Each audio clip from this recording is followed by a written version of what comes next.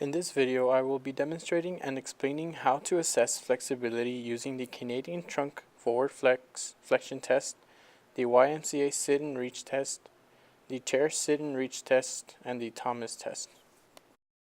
Before any assessment, make sure to include a 5 to 10 minute warm-up of aerobic activity at moderate intensity. Flexibility exercises and stretches are recommended, and make sure to conduct the assessment twice for accurate results. The Canadian Forward Flexion Test assesses flexibility in the lower back and hamstrings. All you need for this assessment is a flexometer.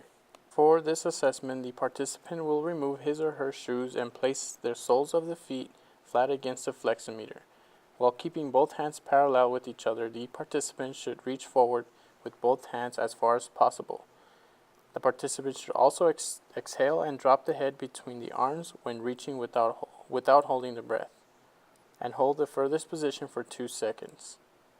Again, assure that the participant keeps the knees extended throughout the process. The score is most distant point measured in centimeters. The best score of 2 trials is recorded.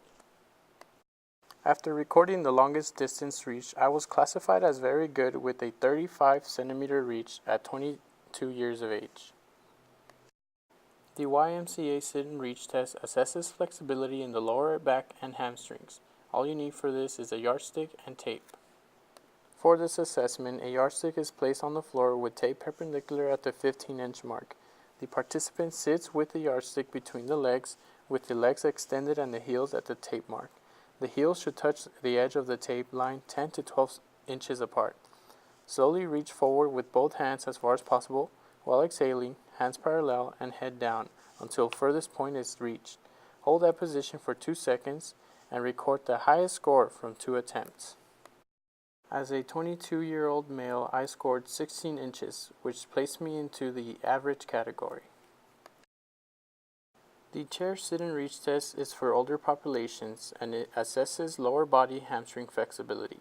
All you need for this is a 17-inch chair and an 18-inch ruler. For this assessment, place a chair against the wall for stability and have the participant sit on the edge of the seat.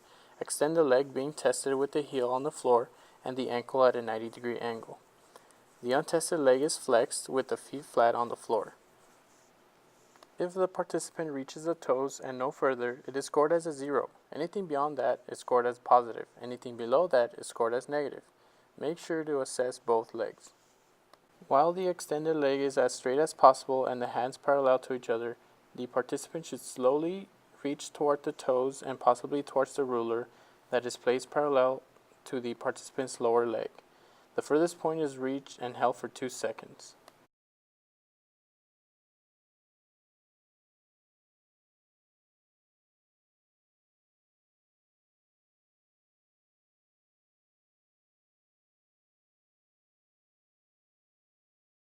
The Thomas test assesses flexibility of the hip flexors.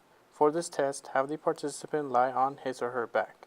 The tested leg shall remain straight on the floor while the contralateral leg is brought up to the chest. If the tested leg remains in contact with the floor or the table during this movement, the hip flexors for that leg are flexible.